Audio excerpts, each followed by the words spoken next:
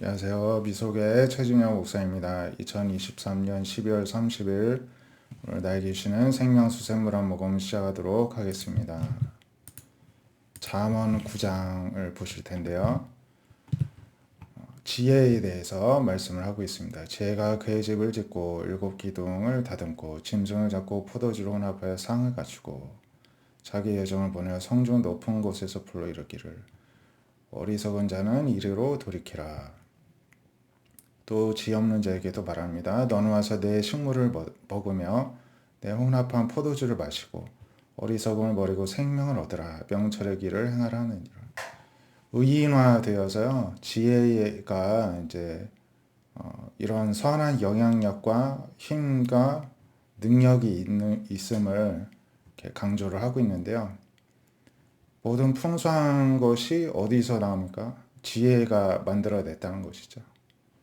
그래서 우리가 지혜하면은 그냥 어떤 추상적인 거 보이지 않는 것으로 뭐 그게 무슨 큰 사는데 의미가 있을까 생각하는데 이 지혜가 뭘 만들어냅니까? 보여지는 모든 것들을 만들죠. 집도 만들고 먹을 것도 만들고 사람이 사는데 필요한 모든 것들을 지혜가 만들어낸다는 것입니다. 그리고 또 이 지혜가 자신만 유익을 누리는 게 아니라 어리석은 자, 또 지혜 없는 자에게 이 지혜를 또 나누어 주기를 원합니다. 그래서 이 지혜를 통하여서 생명도 얻고 명철의 길을 행할 수 있도록 도와준다는 것이죠. 이에 반면에 거만한 자를 징계하는 자는 도리어 능력을 받고 악인을 책망하는 자는 도리어 흠이 잡히니라. 거만을 또 지혜가 아닌 거만을 숭배하는 거만한 자가 있는데 이 거만한 자를 그 잘못된 거만을 징계를 하는 것이죠. 그러면은 이 거만한 자가 고맙게 생각하고 그 거만함을 버리는 것이 아니라 오히려 이 돌이켜 주려는 사람에게 달려들어 가지고 능욕을 당하게 한다는 것입니다. 욕보인다는 것입니다. 악인을 책망하는 자도 이 악을 버리는 게 아니라 오히려 그 악에서 꺼내주려는 사람을 흠을 잡는다는 것이죠. 그래서 거만한 자를 책망하지 말고 그 이유는 그가 너를 미워할까 두려우니라. 오히려 지혜 있는 자를 책망하라는 것입니다. 그러면 오히려 그 책망한 자를 더 사랑한다는 것입니다. 그러니까 지혜로운 사람은 그래서 더 잘 되는 것입니다. 안 되는 사람은 그래서 더 안 되는 것입니다. 그래서 우리가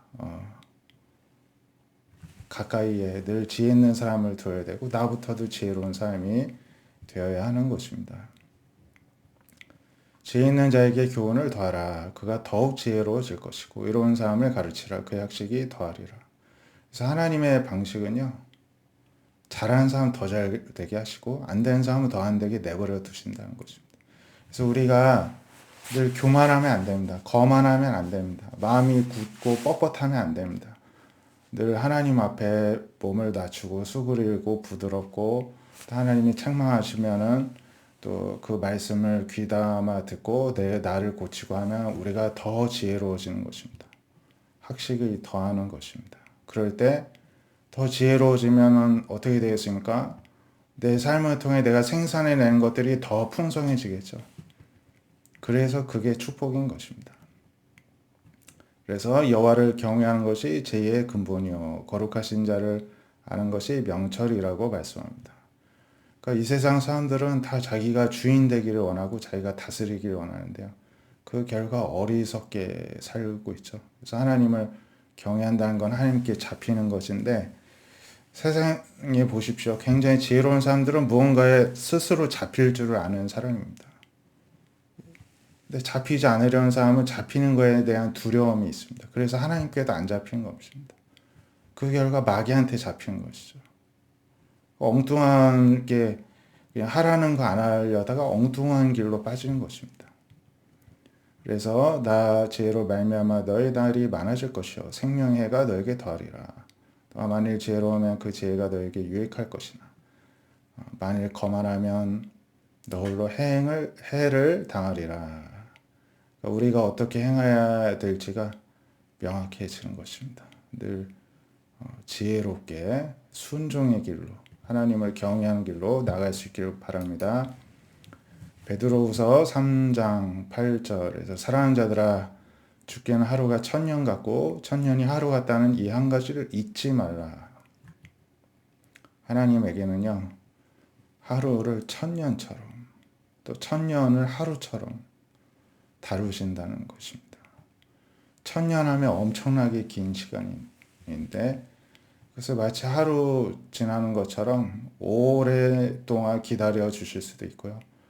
또 하루를 천년처럼 쪼갠다 해보십시오. 엄청나게 빠르겠죠. 또 그렇게 신속하게 하나님이 일을 하실 수도 있는 것입니다.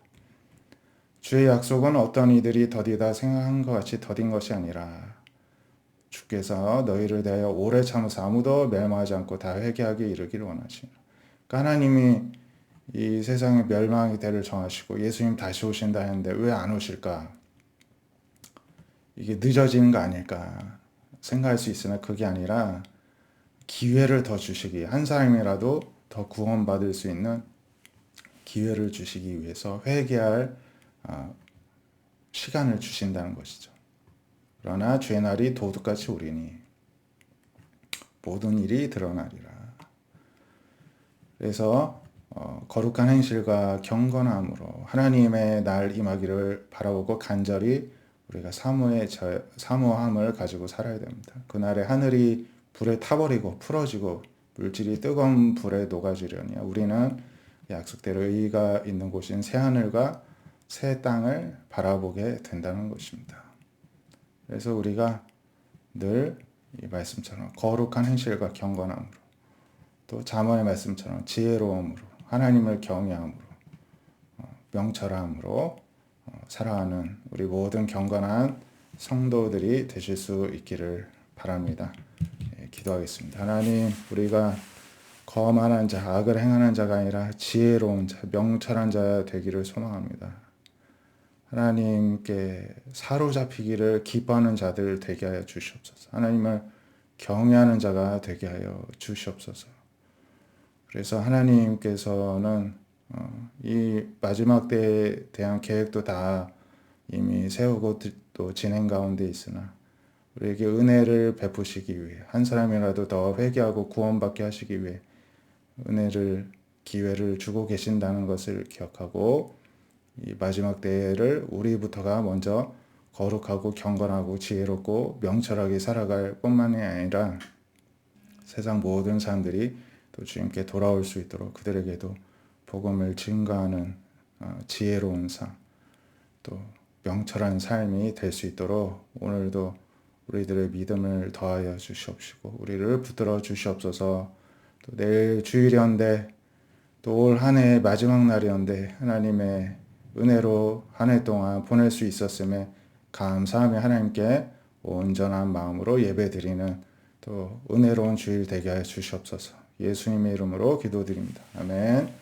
오늘도 주말 잘 보내시고 또 주님 앞에 또 우리들의 몸과 마음을 잘 준비하여서 또 예배를 준비한 시간 되실 수 있길 바랍니다. 감사합니다.